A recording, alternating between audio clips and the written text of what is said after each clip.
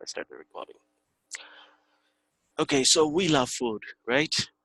At least I love food, and that's why I went to Michigan like last month, and I stayed there for 5 days, and I gained like 5 pounds. I mean, 1 pound per day. It was a huge achievement. So I love food. That's for sure. Okay, so the first thing is you can see the embryo embryology of gastrointestinal system, and uh, this this development of the gastrointestinal system, that it develops from the endoderm. Just to give you a basic idea that when we were embryo, we were just cluster of cells, right? And then we this cluster of cells converted into some plate-like structure. The top one is the epiderm, the bottom one is the top one is the ectoderm, the bottom one was the endoderm, and there was a middle one that is the mesoderm. Now this plate-like structure, this three plate-like structure, what happens that folds they folds and forms the body tube. So it's kind of like this, that if this is the plate-like structure in my hand, let's say this is the plate-like structure, plate-like embryo, and this folds like this folds and forms this body tube. And we know that we are like a tube. We're like a tube. We have these hands and feet coming out, this head coming out, but actually our body is like cylindrical structure. Now you can understand the top one, that is the ectoderm, it will be outside, and the very inner one, that will be the endoderm, it will be the very inner part, and between the ectoderm and the endoderm there there lies the mesoderm. Now this abdominal system, sorry, not abdominal, the gastrointestinal system, this thing derives from the endoderm, from the mouth to the anus. This whole thing, this gastrointestinal system, derives from the endoderm, and some derivatives that is related to this gastrointestinal system, like you might say, okay, the liver is related to gastrointestinal system, the peritoneum is related to gastrointestinal system. They are derived from the mesoderm, the mesentery or the mesoderm. They are derived from there. Now, embryologically or originally, this gastrointestinal system is divided into three parts: the foregut, the midgut, and the hindgut. The foregut is from the very beginning of the GI system up to the first part of the duodenum, that is called the foregut, as you can see here. And then there is the let's take marker. All right, so this is the foregut. Then there is the midgut. Midgut starts from the uh, this part, this half, first second part of the duodenum. There's a junction where there's ampulla that helps open up the pancreatic duct and the bile duct here. And from that part, this second part of the duodenum up to this proximal two-third of this transverse column that is involved in the midgut, and from here the remaining structure is the hindgut. Now this thing, as you can see, they are this difference in the origin of these structures. They have also different blood supply.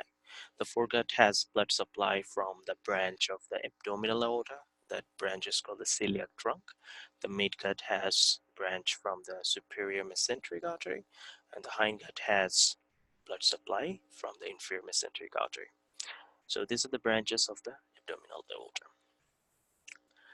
Now here's a picture that shows the midgut development, because you know that midgut is the most uh, elongated, or the most long version of the gastrointestinal system, because it involves the parts of duodenum, jejunum, ileum, and also a huge part of the large intestine. So how it develops? So when this baby is developing inside the mother's womb, it's really small, and its belly or its tummy space is also small. So what happens that during the developmental stages around 6 weeks, this midgut, it herniates through the umbilicus of that baby. It comes outside into the yolk sac and it develops there outside. That means it will not have enough space inside that tummy, that small tummy. That's why it comes out, it develops, and then it comes back again. So that is the speciality of the midgut development. At 6 weeks, this developing midgut comes out through the umbilical ring. It develops outside, it comes back. And another thing you should remember that there's a rotation that happens in the midgut. And this rotation is a counterclockwise rotation. That means if you look at a person's body, let's say my midgut, it will rotate counterclockwise. The clockwise will be in my hand. If you draw the clockwise in my body, it will be like this. So the end counterclockwise means there will be a this way rotation. That means from my left side to right side, there will be a rotation of this midgut, and there's a angle of this rotation. It says that it is 270-degree counterclockwise rotation that happens when the midgut is getting developed. Now here's an information that is called necrotizing enterocolitis. It's a common emergency for admission of the newborn. And what happens here? The bowel wall becomes invaded by the bacteria and they destroy the blood vessels there. And there is ischemia and necrosis of this bowel wall. It is associated with the prematurity. That means that if the infant is born earlier than 37 weeks, then and the more premature the infant, the more chance of this ischemic necrosis. And if you do the x-ray of that intestine, of that tummy of that kid, you'll find that there's a uh, air, that means collection of air in the bowel wall. And this specific finding is called a pneumatosis intestinalis. It will look like that usually our intestine, our abdomen, our stomach, they have gas, that and gas shows up as uh, lucency in the x-ray. But now this thing, this pneumatosis intestinalis, it will look like that the walls of the intestine will be uh, will appear as though they are having gas inside the walls of the intestine. This is called pneumatosis intestinalis, and that is called necrotizing enterocolitis.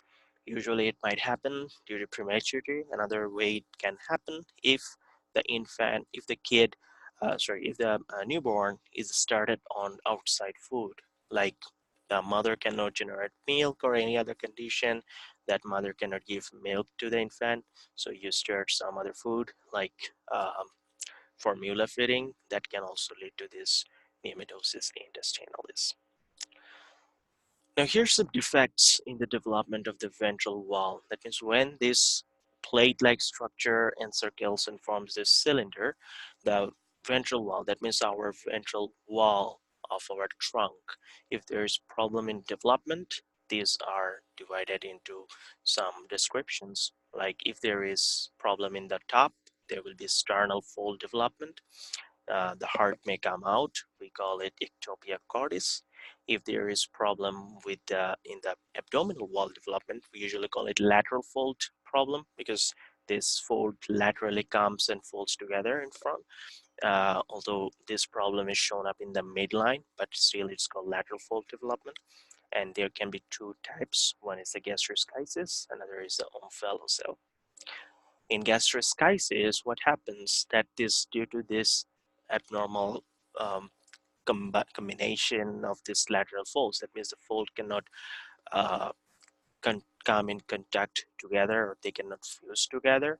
What happens, the abdominal contents, they are extruded from the abdomen and they are not covered by any peritoneal layer, and this thing is called gastroschisis. Usually this thing happens on the side of the umbilicus. That means when you look at the kid, you'll find that the umbilicus or um, the umbilical cord is there. Such in the side of the umbilical cord, there is a gap in the wall of the abdomen, and gastrointestinal contents, the small intestines, they are shown up outside and they don't have a covering. And this thing is called gastroschisis. They're usually not associated with any chromosomal abnormalities. The other one is the omphalocele. Cell means it's a cavity. It is surrounded by some layer. So it means that almost same thing happens. You will see the intestine, but this time you'll see that they are covered with peritoneum. And also you'll see that the umbilical ring is you cannot see the umbilicus or the umbilical ring. That means this thing is a problem with the umbilical ring. The other one is problem with the side of the umbilical ring. The umbilicus is there, but the problem is on the side, either right or left, usually on the right side. The omphalocele is problem with the umbilical ring formation, so the contents are outside. And one thing that here you see the peritoneum, that means peritoneum covers this GI tract. Now, this problem is associated with chromosomal abnormalities like 13, 18, and this type of chromosomal abnormalities. 13 means Patau syndrome, 18 means Edwards syndrome. This type of abnormalities are associated with it. There can be esophageal uh, developmental problem, tracheoesophageal fistula. The name it implies itself. There's connection between the trachea and the esophagus. We know usually the trachea lies in front and esophagus on the backside, but it happens if there is an abnormal connection between this trachea and esophagus, and there's a patent connection. We call it tracheoesophageal fistula. More commonly, we find a type that is esophageal atrasia with tracheoesophageal fistula. That means the esophagus will be a blind pouch. It will not be a canal. Rather than it will start here and it will end somewhere. And the distal part of the esophagus will have a opening on the trachea. And this thing is called tracheoesophageal atrasia with distal tracheoesophageal fistula, and that is the most common type. And again, whenever you see the word most common, you should pay attention. Uh, you need to memorize it more carefully, and because you simply might want to ask question from that. There's another uh, type that is called pure tracheoesophageal fistula. That means the esophagus is here, trachea is here, and there's then just tracheoesophageal fistula. And this is also called H type because it looks like they're forming the letter H here, and that's why they're called H type of fistula. Another is only esophageal atresia or stenosis. That means either the esophagus will be a blind pouch or there will be a constriction on the esophageal canal. This will be esophageal stenosis or atresia. That can be another type of this tracheoesophageal fistula or tracheoesophageal abnormalities. Now, this kid, when you try to feed the kid, the food will not go to the stomach because there's a chance that there's a esophageal fistula. What happens that this food might go to the trachea, and this will cause the problem in the respiration, and there will be cyanosis because the kid will have food stuck on the trachea that leads to cyanosis.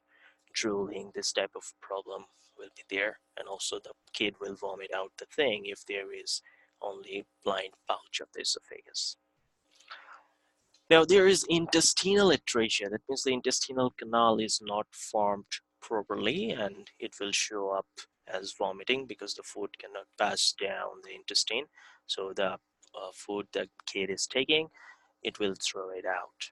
There can be duodenal atresia, there can be jejunal and ileal atresia. Duodenal atresia, very high L for step 1. You might see this X-ray picture that is shown here, and as you can see, there's a gas shadow in this stomach. You can see it. You can see the gas shadow in the duodenum. You can see a constriction in between these two, and there's no gas shadow downwards. That means there's a problem in the duodenum. And this type of double gas shadow on the stomach and the duodenum is called double bubble sign. One thing is important, this thing is sometimes associated with Down syndrome, trisomy 21. Then there is, as you know, an ileal atresia. That's, as you know, or ileum, the distal part of the small intestine. They sometimes, what happens that due to some problem in the growth of the mesenteric artery, this intestine cannot work. This intestine cannot get enough nutrition. They undergo ischemia and necrosis, and you cannot see them. That means they are completely disrupted.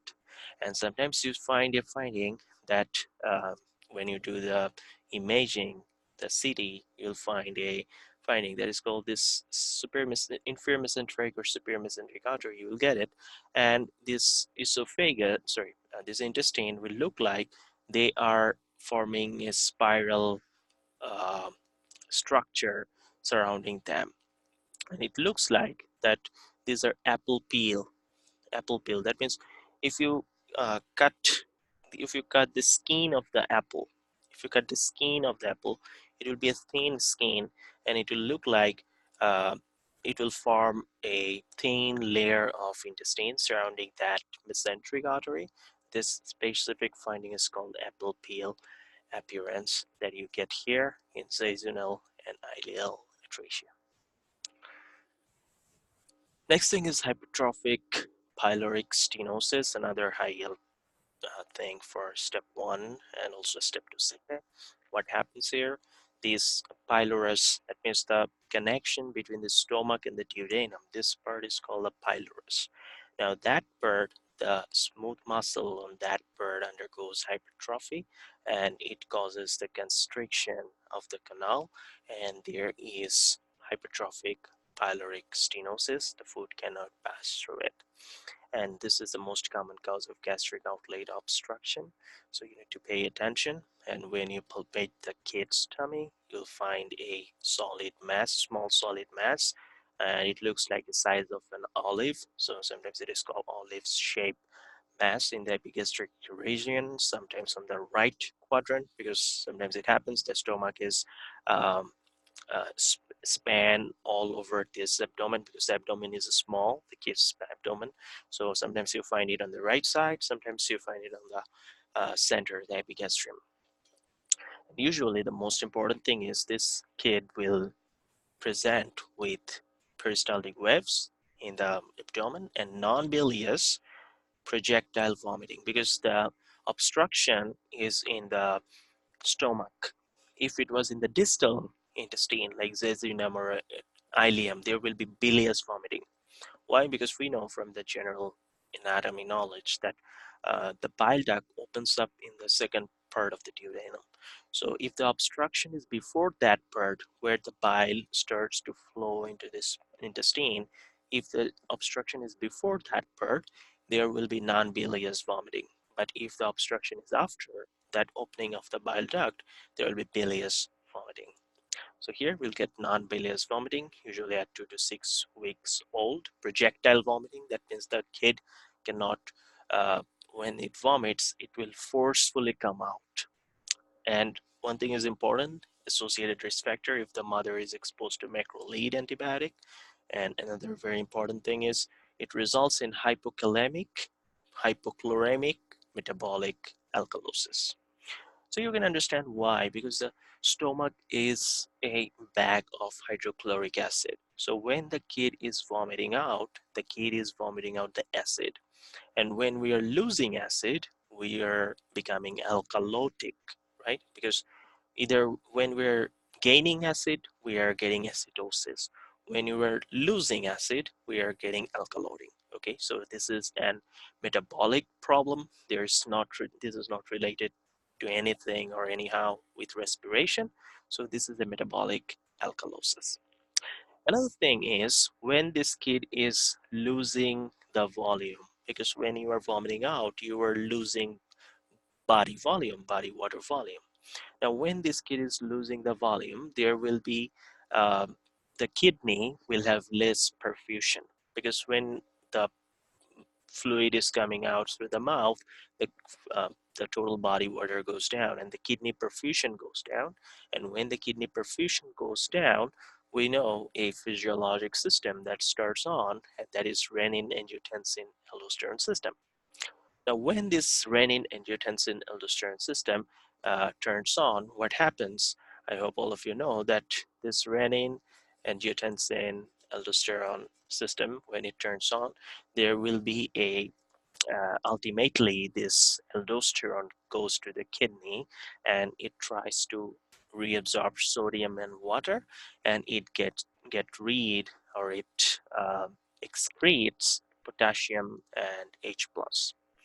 Now that system, that physiologic response leads to decrease in potassium in the body. So in this case you'll find hypokalemia. hypokalemia and why hypochloremia? You can understand because the stomach is full of HCl. So when the HCl goes out, then you'll find, sorry, uh, HCl goes out, then the chloride is getting lost, right? So you will get hypochloremia. So together, this whole scenario can be described as hypokalemic, hypochloremic, metabolic alkalosis.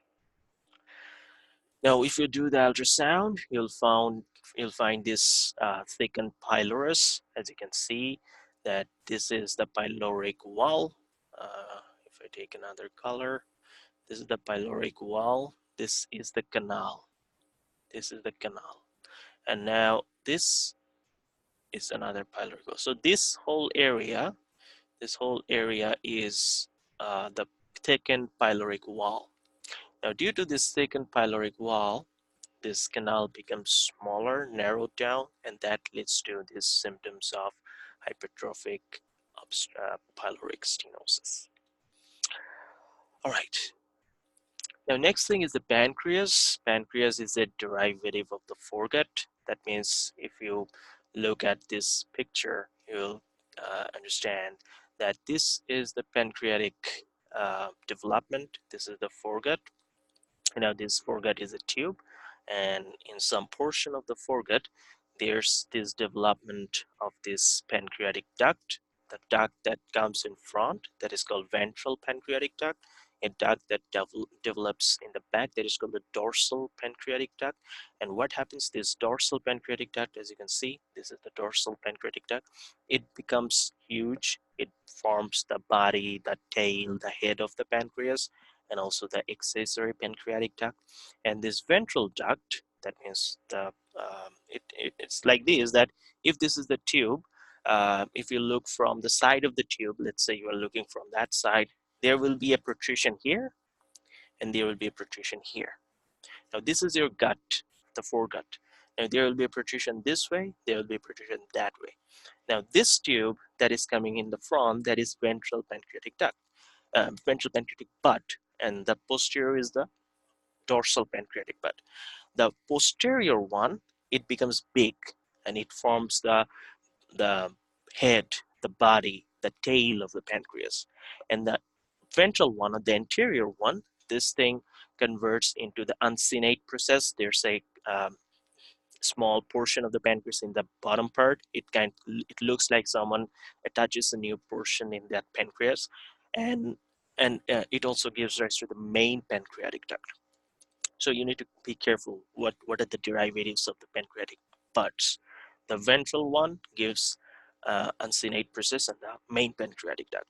The dorsal one gives rise to the body, head, tail, and the accessory pancreatic duct.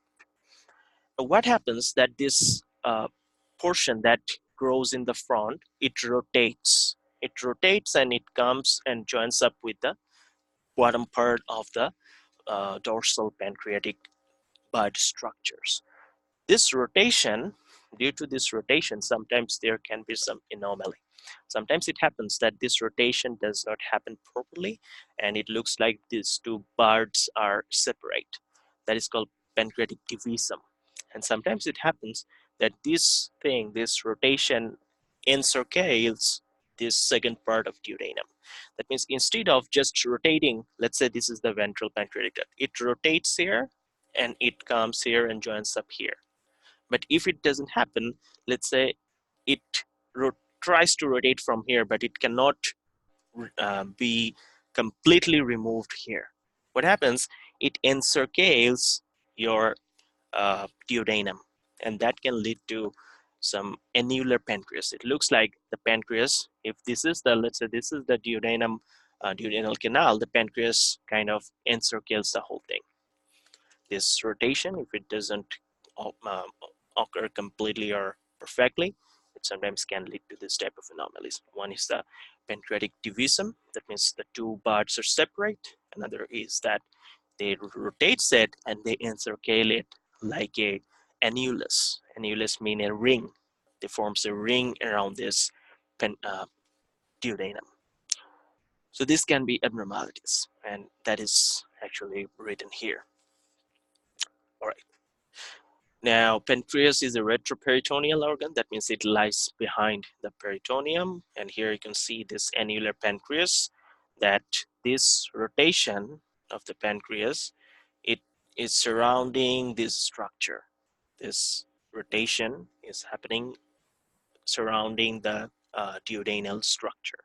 So it looks like, it is not, uh, this is not the pancreas. This is the stomach, right? So this is the duodenum. This is the duodenum. This part and this part, as they are soft tissue, you cannot see them. The opaque one, or the white portion, they're showing the canal. And this part here and this part here. This part is showing the pancreas. They're kind of squeezing this area. They're kind of squeezing area. That's why your stomach is so big, because the contrast cannot pass through them. And also you see the distal portion of this obstruction is big, but this portion is small because pancreas is causing annulus, or it forms a ring around this duodenum, and they are kind of squeezing it. That's why it looks kind of squeezed. Next thing is the peritoneal and retroperitoneal structure. Peritoneum is a mystery. I mean, when I was in med school, I never understood it, like how this peritoneum works. And I'm not sure if I understand it completely right now also, that how actually peritoneum works. We know that peritoneum is a sac. Peritoneum has two layers, parietal and visceral peritoneum, and our it covers these different viscerals like stomach, the some part of pancreas, some part of liver. It covers the intestine, and on top of that, it forms some sac like greater sac, laser sac, and it's not the end. It forms greater omentum, laser omentum, mesentery, and also there's some connection between this thing, epiploic foramen or foramen of Winslow, and you are like, oh my God, what is this? So this thing, this peritoneum, is a mystery, and it's a real designing supremacy that whoever designed it, I mean, God designed it with this beautiful architectural capability. That how this peritoneum really works. This is amazing. Now, this thing, this peritoneum, as you see, there is some structure that lies behind the peritoneum. These are called retroperitoneal structure, and here's a list of this structure. This picture, keep that in your mind, because sometimes they test you on this picture. That means you need to have this idea that if you are looking this picture, you are looking from the foot end of a person. That means a person is lying down. Let's say this is the person lying down. This is the head end. This is the foot end. If you are looking from this side and you are looking at this cut section, then you will see this type of picture. The vertebra is here, and as you see, this paravertebral musculature, this psoas musculature, there is this kidney, left and right kidney. Here you can see the liver. Here's the ascending colon, the duodenum, pancreas. Most precisely, the aorta and inferior vena cava. Always keep that in your mind. When you're looking from the foot end, the aorta will be on your right side. On your hand, right side. And the IVC will be on the left side. But usually when you look from the top down, you'll see the aorta on the left and IVC on the right. So this picture always comes to step one. this picture or the next one, this one. This is the CT scan picture. So pay some attention, better just memorize it so you won't have difficulty finding the structure when they test you. Usually they test very vague thing on from these pictures. What are the structures? So usually you can find it if you have idea where these structures lie. So always pay attention to these structures. Next thing is the peritoneal development. That is another mystery, as I told you. So again, that when this body folding is happening, as you remember, that the outside structure is the ectoderm, the middle structure is the mesoderm, and the very inner structure is the endoderm or the gut. Now, if you look at this picture, that this small structure on the very inner part, this is, let's say this is your endoderm. This outer circle, that means this circle, is your ectoderm. And this orange colored area, that represents your mesoderm. And this mesoderm gives rise to several structures like the liver, the spleen that develops from this mesoderm, some connective tissue inside your between your ectoderm and endoderm. Let's say there is development of muscle, there is development of vessel. This type of structure this mesoderm is giving rise to. And also this mesoderm in the abdomen, they got a name that is called mesentery, and uh, uh, it develops into, they give rise to the peritoneum. Now, as you can see on the first picture, that this mesentery, the mesentery is surrounding this endoderm here. The center part is the endoderm, right? And this mesentery is surrounding this endoderm. Another thing, if you look on the second picture, if I draw the picture here, like this is the gut section. In the center, there is the endoderm. The mesentery initially is like this. Initially, the mesentery is like this, or the mesodermal origin layer is like this. But eventually, this area, this thing, will convert into two layers like this. One will be here. There will be some, okay, what happened? I'm not sure. One will be here, like this. Another will be here. That means some cells of this anterior portion of this mesentery, this is the anterior portion, they will kind of dissolute, and there's two layers in the front and in the back. They are also called mesogastrium. This is just for your understanding. You don't need to memorize it, or you don't need to hard and fast learn it, just to give you an idea that how this thing happens. Now let's say this is the front side, this is the front side, and this is the back side, and this area, this two layer that is lying on the back side, this will be called the dorsal mesentery, and this front area, this two layer, is called the ventral mesentery. Okay. Now what happens from this ventral mesentery, this mesenteric fold, let's say there is this ventral fold, there will be a swelling like this, and your liver will grow here. I know this sounds like a magic, like some magician is showing you, look at here, and he do like this, and there's something appears here, some hat or some rabbit or something like that. That this mesentery, it will open up like this, the ventral fold, that is this the fold that is lying in front, it will open up, and this cellular the organogenesis, that we are from just two cell. So it can happen that this ventral mesentery, inside this ventral mesentery, the liver will open up, and the liver will be staying here. Like here in this picture, you can see that this area between these two layers, this liver is appearing.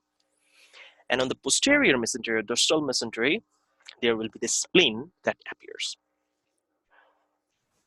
And then these folds, they will rotate. They will rotate like this, that the liver goes on the right side, spleen go to the left side. And not only that, this mesentery will cover up every other organ of your body, I mean, every other viscera of the abdomen of your body, and that ultimately leads to the origination of your peritoneum. And peritoneum, as I told you, it's a mystery. That peritoneum is a continuous sac. It's not a separate sac. Previously, I had an idea, oh my God, what is peritoneum? Maybe it's just a layer that is surrounding the stomach. Maybe it's a layer that is surrounding the intestine. They are separate, but that's not true. Peritoneum is a continuous layer that is kind of, it's like a balloon. It's a huge balloon, and you just put things in.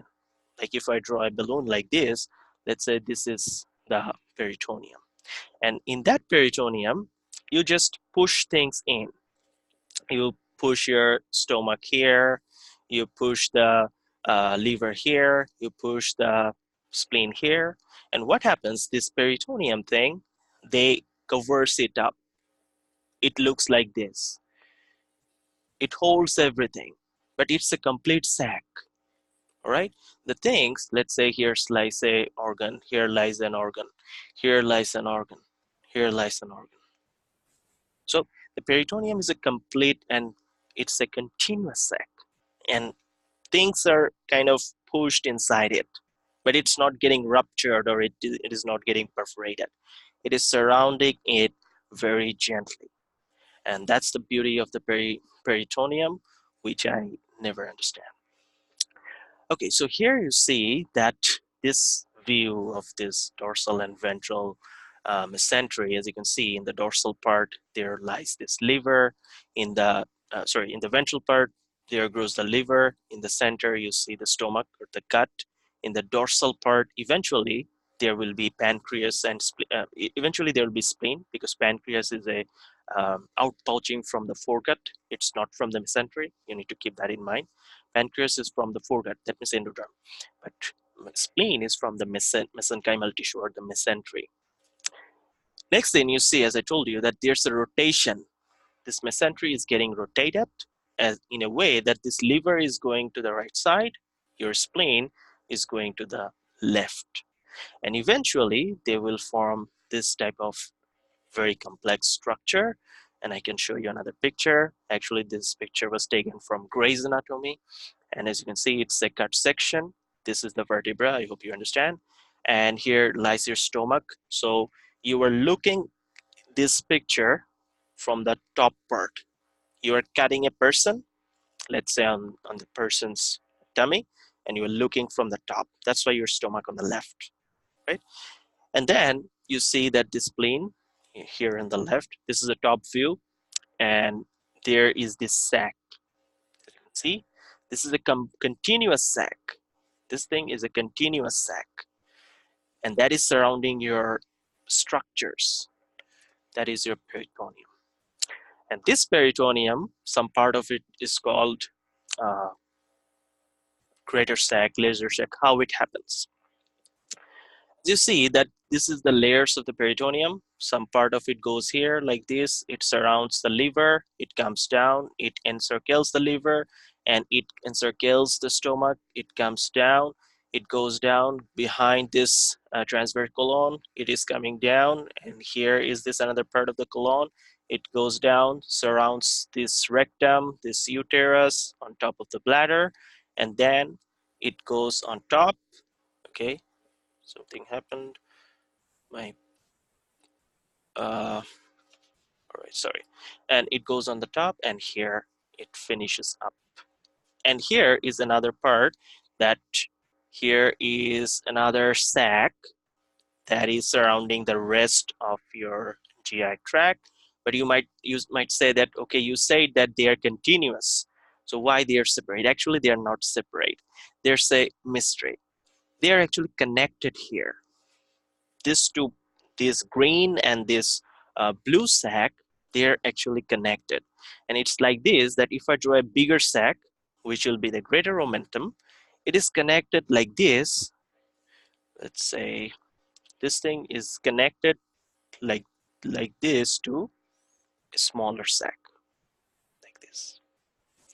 So it might look that they are separate in this picture. In this particular picture, it looks like they are separate, but actually they are connected through a foramen, and that is called foramen of Winslow or epiploic foramen. That means a huge ball or huge balloon is connected through a small balloon. That huge balloon is called a greater sac, and that small balloon is called a lesser sac. And this sac, this greater and lesser sac, meets somewhere. That means, let's say you have a huge balloon and it is connected to a small balloon. Some of their surface meets together, right? Some of their surface meets together, some of their surface meets together. Those meeting points, those two joining points of this balloon, these are called momentum. Like as you can see, this small portion where this two surfaces meets, this is called leisure momentum, and this portion where this most of this uh, leisure sec and greater sec meets, or their surfaces rubs against each other, is called greater momentum. I know this is hard for you to understand, but this is just to give you an idea. You won't be tested on how this is formed very minutely, because this is most likely a practical thing. That means you need to go to the uh, real anatomy dissection hall to find it out that how it actually happens. But we don't really see the peritoneum. It dissolves before we cut thing off. Or if you did the surgery, you might have an idea. But this is the general idea. The one thing you should learn from here, that there's a continuous sac. This sac is divided into two sac. One is a greater sac, one is a lesser sac, but there's a small connection between these two. And that connection is epiploic foramen. And this sac is surrounding your all the abdominal organs, except some few, those are called retroperitoneal organs. That's it.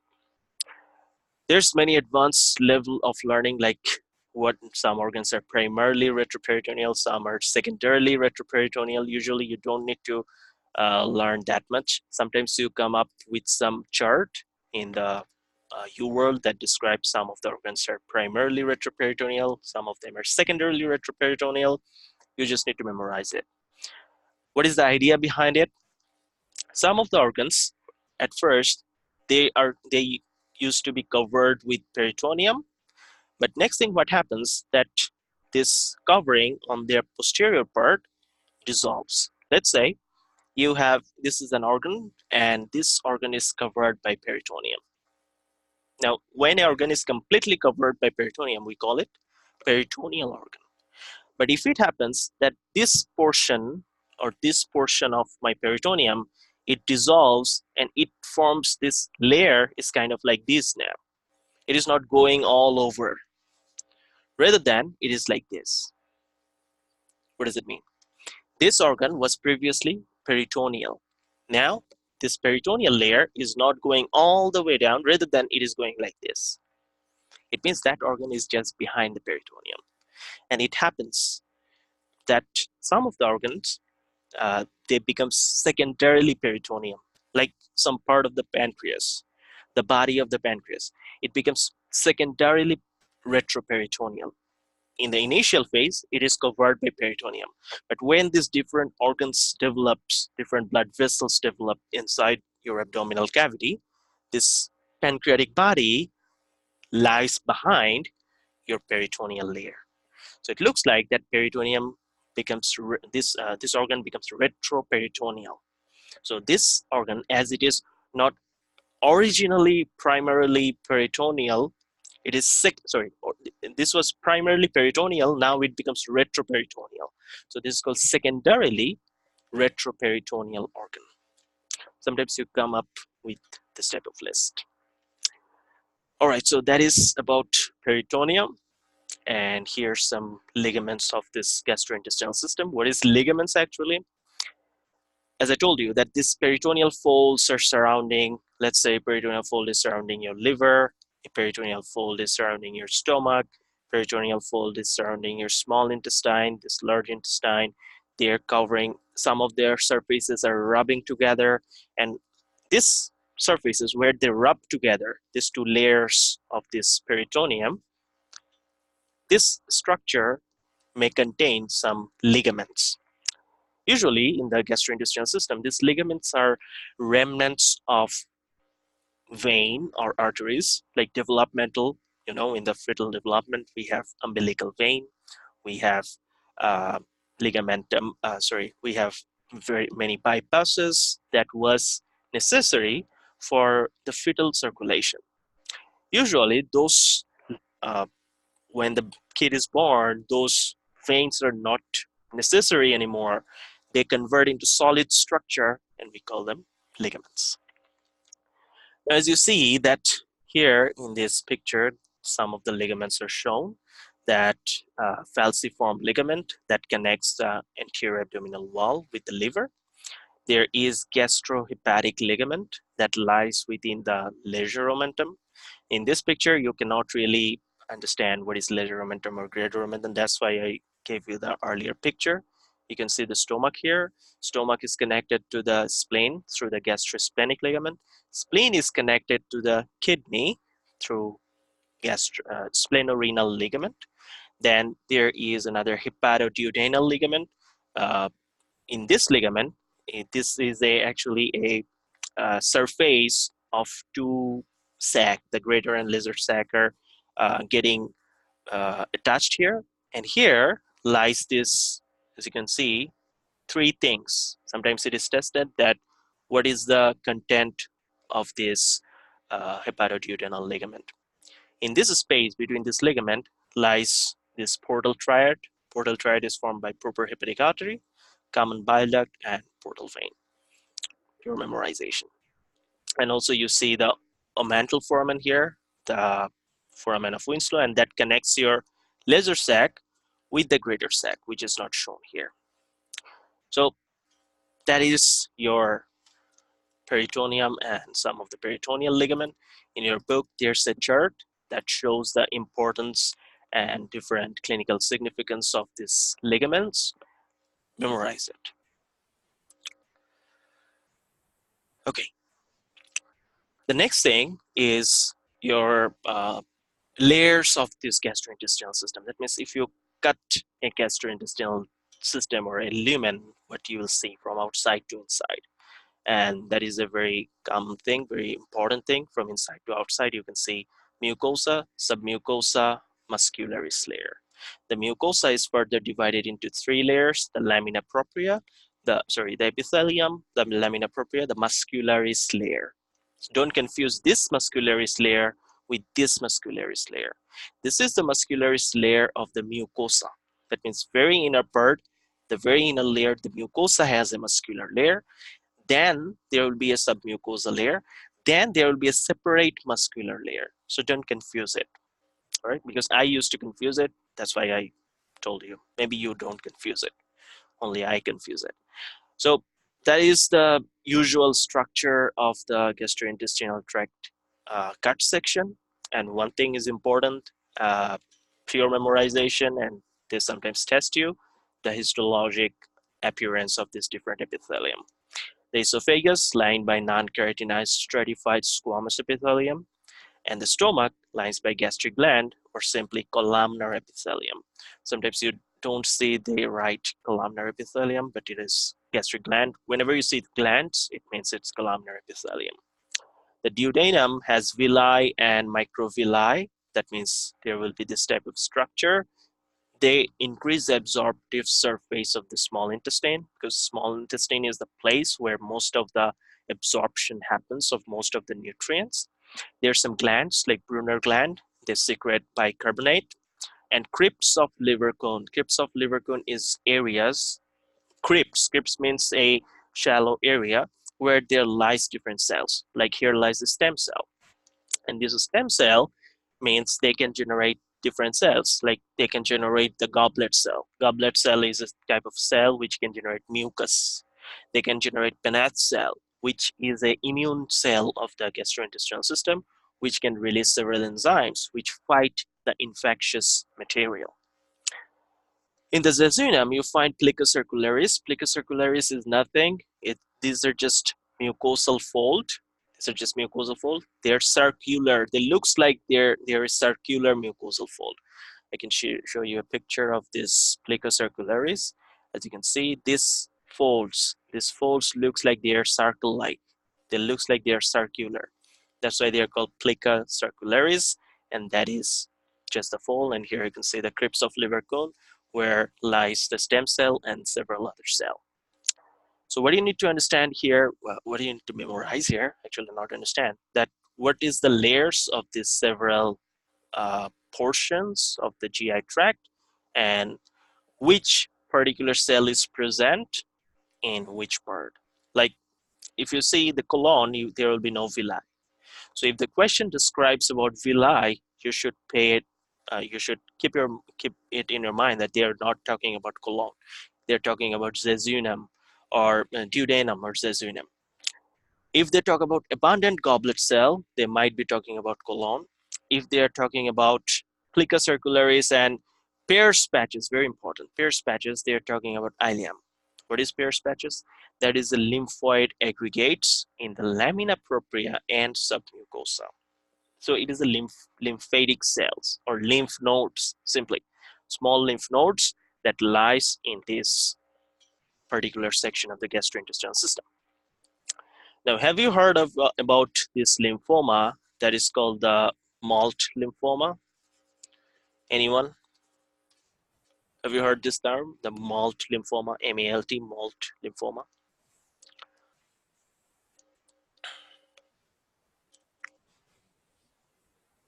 This thing we discussed earlier. Malt lymphoma, malt stands for mucosa-associated lymphoid tissue. And yes, right, thank you. And that is actually describing this thing, this Pear patches. And sometimes this lymphoid cell may undergo proliferation, neoplastic proliferation, and they can generate this lymphoma. And usually this malt lymphoma is associated with the very notorious H. pylori. So we discussed it where? We discussed it in the uh, microbiology, right? So this thing sometimes is tested, that malt lymphoma. It is related to the Pear patches, and it is related to the H. pylori. All right, so now the abdominal aorta and branches. Abdominal aorta is the blood supply for the gastrointestinal tract, and this abdominal aorta gives rise, usually the blood vessel that supplies the gastrointestinal tract or part of the gastrointestinal tract, they originates from the front. And you look at this and you see that some lateral branches like inferior phrenic, superior suprarenal, middle suprarenal, you can understand they are not gastrointestinal structure. They are non-GI structure. Like renal is a non-GI structure, right? So these branches, those are coming out on the side. These are non-GI structure related arteries. But the branches that are coming in front, these are GI structures, like celiac trunk, right? Celiac trunk, the superior mesenteric artery, the inferior mesenteric artery, they are supplying the GI structure. And one thing, very important, look at the vertebral level. Sometimes they test you. Celiac trunk about T12, superior mesenteric artery about L1 vertebra, L3 about, IMA, inferior mesenteric artery about L3. So this type of information, sometimes they test you. Now, what is the blood supply and nerve supply? In this chart, they're shown the foregut supplied by celiac trunk, supplied by vagus nerve, and origination of this celiac trunk is T12 to L1 vertebral level. In the pharynx, the oropharynx, and most of the pharynx is supplied by the vagus nerve. The lower esophagus is supplied by celiac artery only. The rest of the foregut may have branches from the superior mesenteric artery, and liver, gallbladder, pancreas, spleen, mesoderm, they have mixed supply of the celiac trunk and some supply of the superior mesenteric. But although it is said that foregut is uh, usually is supplied by, I mean, mostly it is supplied by celiac trunk, but they might have collaterals. The midgut, superior mesenteric artery, also vagus nerve. The origination point is L1. It supplies the midgut and the hindgut, inferior mesenteric artery, and pelvic splanchnic nerve, originated from L3. Here's a discussion of the physiology of the salivation. That saliva is mediated by parasympathetic fibers originating from the glossopharyngeal nerve, cranial nerve 9. This fiber synapses on the otic ganglion, and postganglionic fibers travel via the auriculotemporal nerve. Auriculotemporal, that means auricle means ear, right? Auriculotemporal, the temporal bone. This nerve passes in that area, that's why the name is auriculotemporal nerve. That carries this sensation to the parotid gland, the salivary gland, and then this parotid gland secretes the saliva. The gland types, the exocrine gland types, three types: merocrine, epocrine, and holocrine. Merocrine glands, they secrete via exocytosis. That means they release the content directly from the cell. Example is sweat gland, salivary gland. Epocrine, these cells secrete via membrane-bound vesicles. That means they just don't secrete the secretion. They secrete it, but that secretion is surrounded by a vesicle. That means a bag of secretion comes out, and that is mammary gland. And the holocrine is that the gland itself lies. That means it is destroyed, and when it is lysed or when it is destroyed, the contents are released. So these three types, merocrine secretes through exocytosis. Epocrine secretes, but the secretion is covered with vesicle. Holocrine, the cell gets lysed and the contents are released. What is the example of holocrine? Sebaceous gland, meibomian gland in the eye, sebaceous gland in the skin. All right. Superior mesenteric artery syndrome. What is it? The superior mesenteric artery sometimes become a villain, and it can squeeze our third part of the duodenum, right? And that is called superior mesenteric artery syndrome. As you can see, that this is the normal structure of this superior mesenteric artery. This is the aorta, this is the superior mesenteric artery. Here is the visceral fat, here's the visceral fat, and here lies your third part of the duodenum. That means your third part of duodenum is kind of passing like this, and superior mesenteric artery is kind of like this. That means if I, how can I show you that? Let's say uh, this is the aorta, and this is the branch, the superior mesenteric artery, and you're looking from the top, and your duodenum is kind of passing through this, like this. Part of the duodenum is here, right? Now, if it happens that this fat pads that is surrounding this duodenum is gone, maybe the person lose some weight. Sometimes it happens when someone has surgery, like someone has lordosis. What is lordosis? Their vertebral curvature is huge. That means that usually in the lumbar vertebra that is protruded. That person's vertebra has some problem. There is scoliosis. When you correct it, what happens that this fat pad may be lost. This fat pad that is surrounding this superior mesenteric artery, this duodenum, this thing can be lost. And what happens when this fat is lost, the superior mesenteric artery, it's the artery, blood is passing through here, it kind of squeeze this duodenal lumen. And when it squeezes it, food cannot pass through here. And what happens?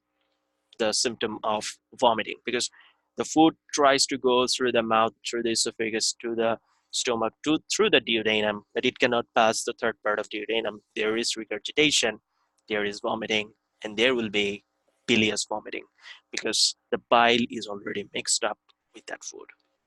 So that is superior mesenteric artery syndrome.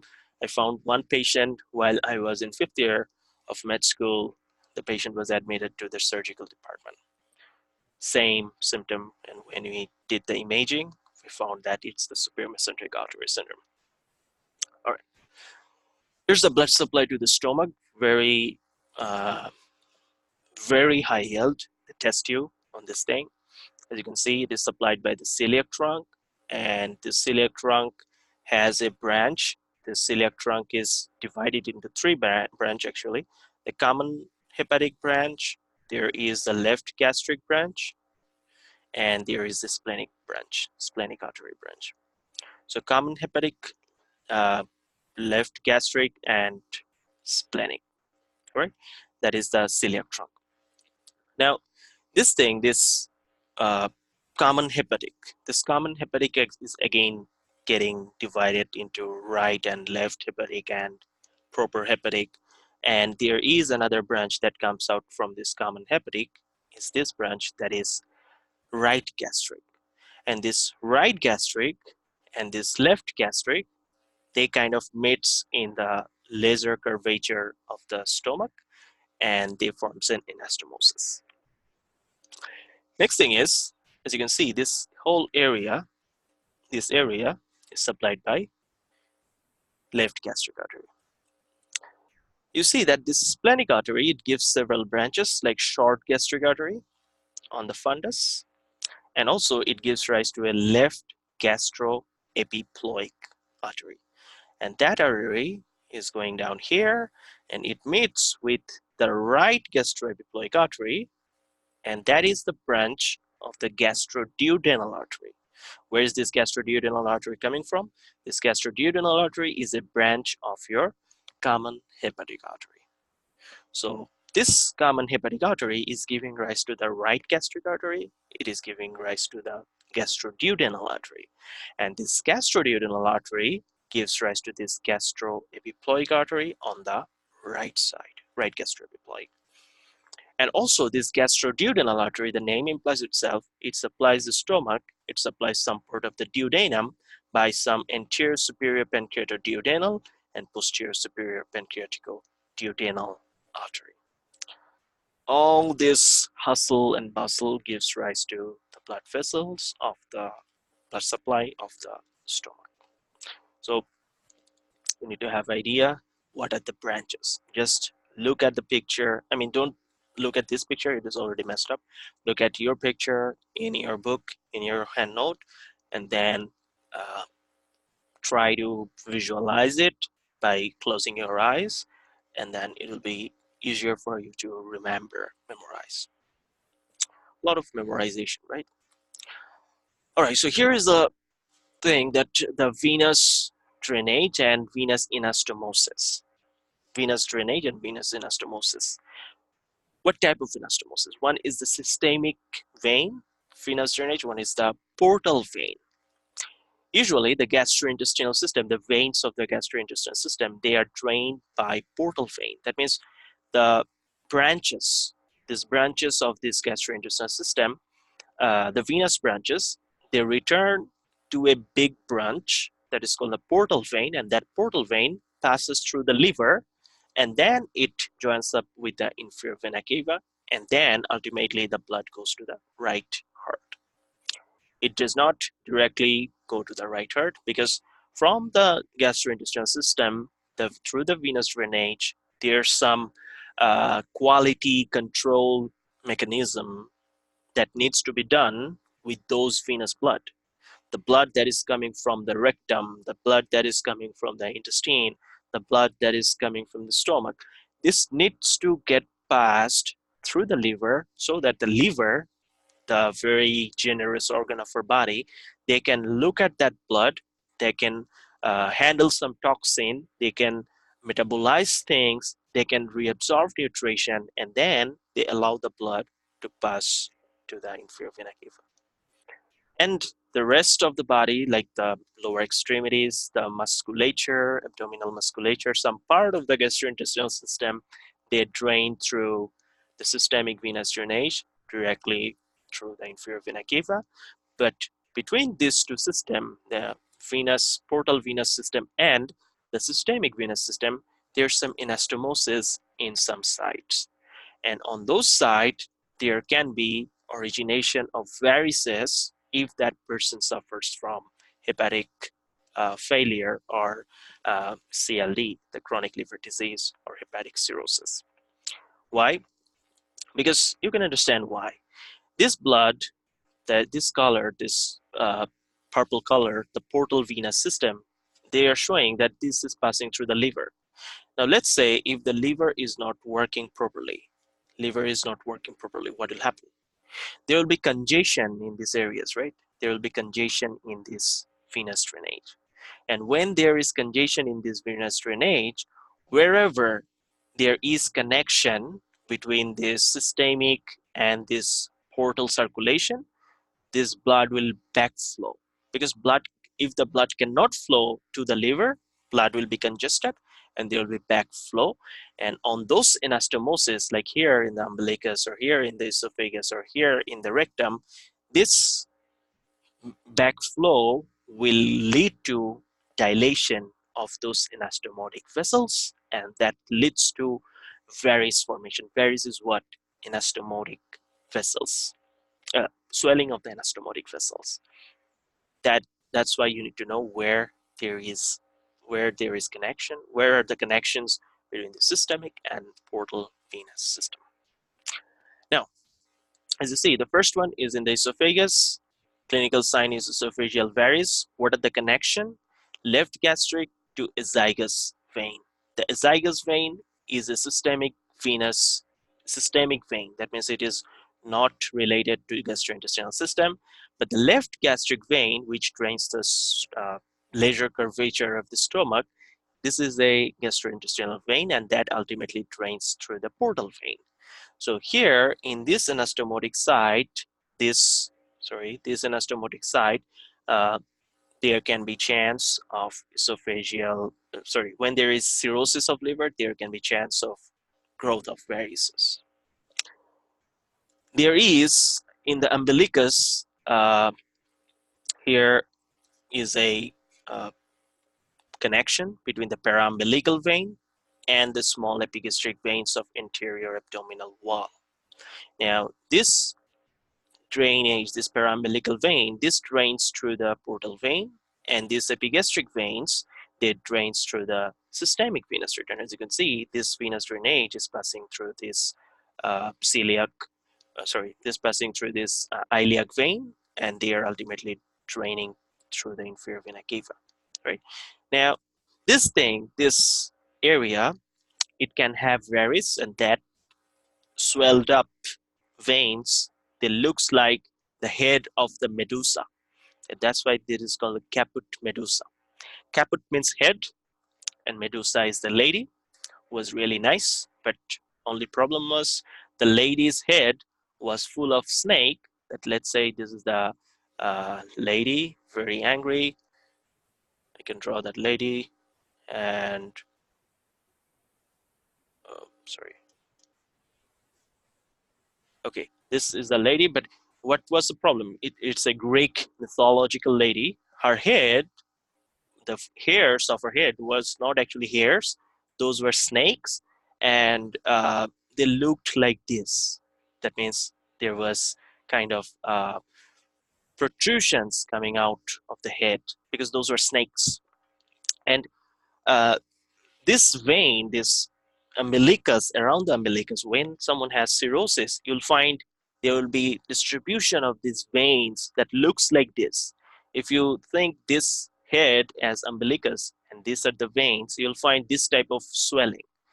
And that's why they named it under the lady, by honoring her, and named it under the lady's head, caput medusa. Caput means head, medusa is the lady.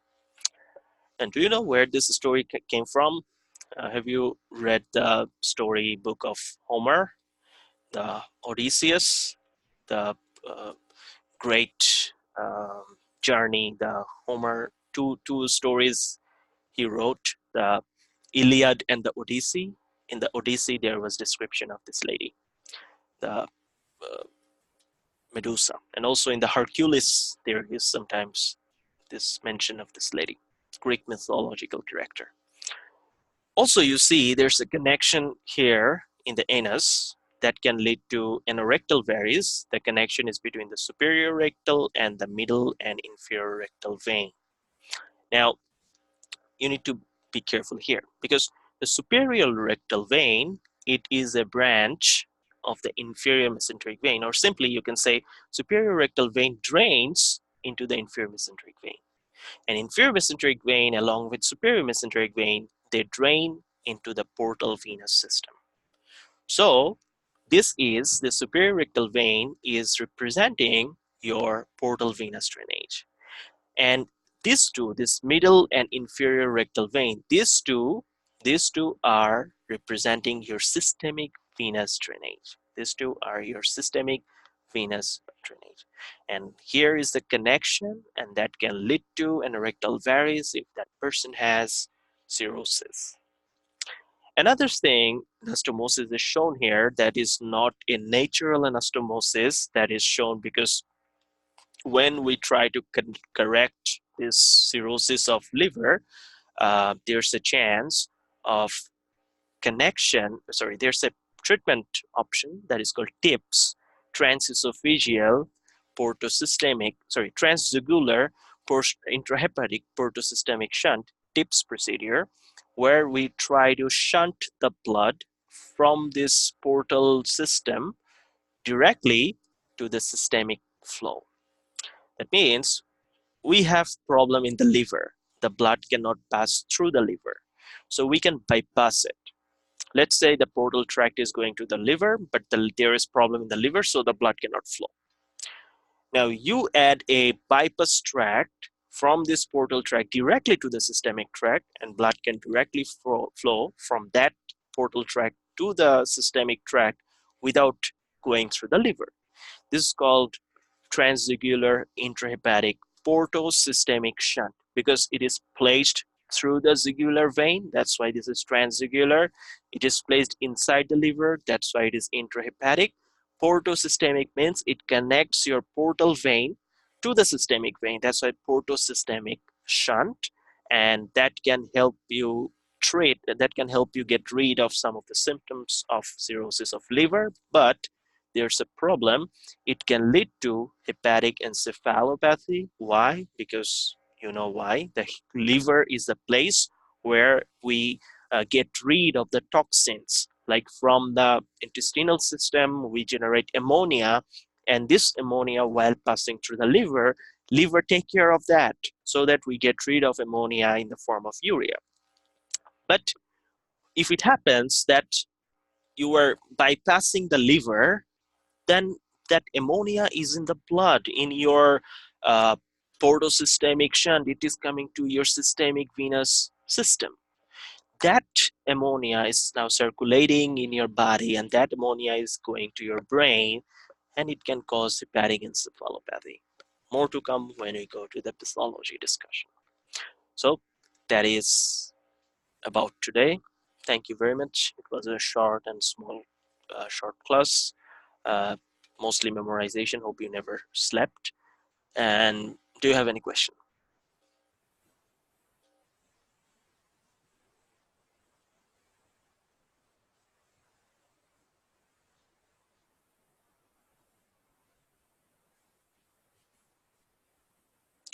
Superior mesenteric artery, of course. Okay. Superior mesenteric artery syndrome is when the superior mesenteric artery is compressing the third part of the duodenum. Let's go there. As you can see, let's say, what is that?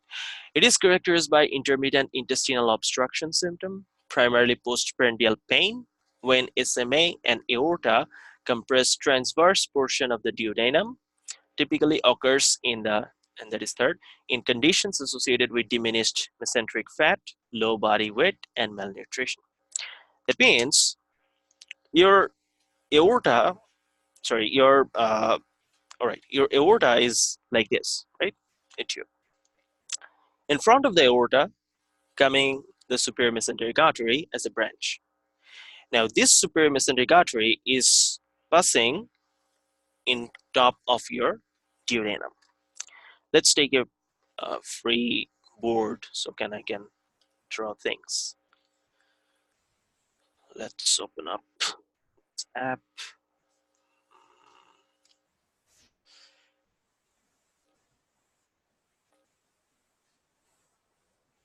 All right, let's see.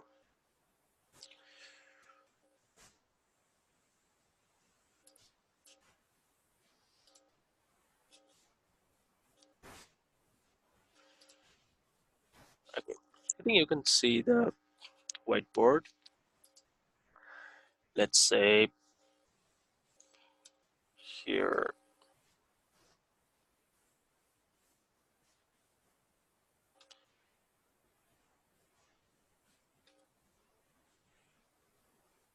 Okay. All right. So here is the, let's say this is the aorta. Okay. And here in front of the aorta, coming out is your superior mesenteric artery. Now, if you look from the side, it looks like this. All right. Superior mesenteric artery is coming out like this. Now, your duodenum is passing like this. This is the esophagus. This is the stomach. This is the first part of the duodenum. This is the second part of the duodenum. And this third part of the duodenum is just passing underneath this superior mesenteric artery. All right. So this, if you look at from that side, this is the esophagus, this is the stomach, and this duodenum is kind of like passing like this. This third part is passing underneath your superior mesenteric artery. Now, if you look at the just side view, it looks like this. This is the aorta, this is the superior mesenteric artery, and your cut section of the third part of the duodenum is shown here, just this.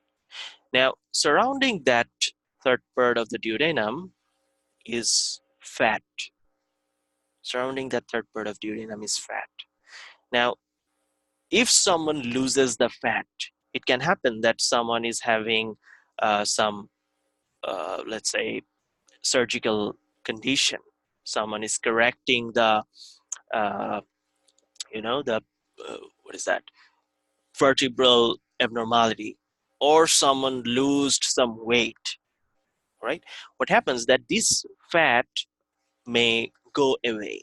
This fat may go away, and when this fat goes away, this superior mesenteric artery, this thing, let's say this is the superior mesenteric artery, it kind of squeezes down. And when it squeezes down, it squeezes the third part of the duodenum. And it will look like this. If I draw it here, it will look like this. That superior mesenteric artery will form a cone here, and your third part will be really in trouble, like this. Now, when third part of duodenum is in trouble, the food cannot pass through here, right?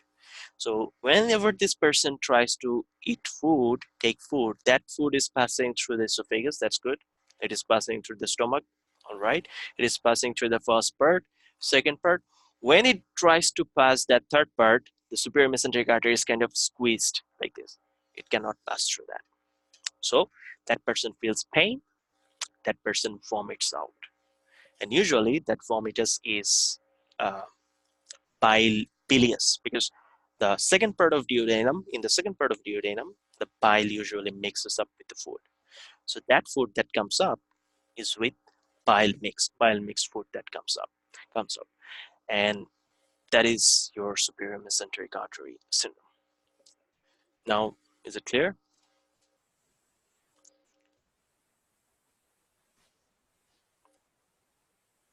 Okay.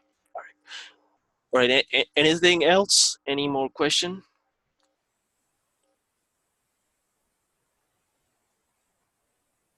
What is exocrine? Exocrine is the glandular secretion which are secreted through ducts.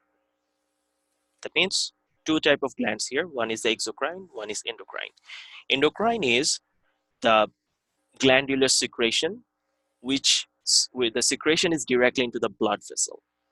Like the pituitary gland secretes growth hormone, it secretes the TSH, it secretes the LH, FSH, whatever. That directly is secreted into the blood, and through the blood, the chemical goes into the place. But exocrine is the secretion is through duct, like pancreas. Pancreas has two parts. One is the endocrine part, one is the exocrine part.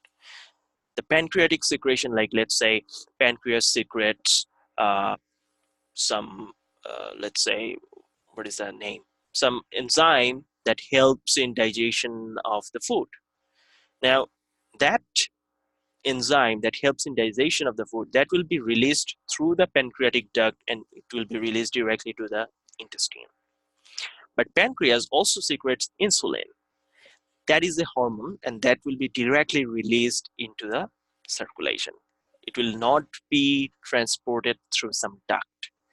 So exocrine means the gland which secretes through ducts, which has a duct attached to it.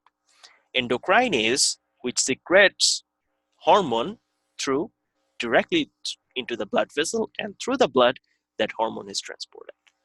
All right. So exocrine, endocrine. Good. No problem. Anything else?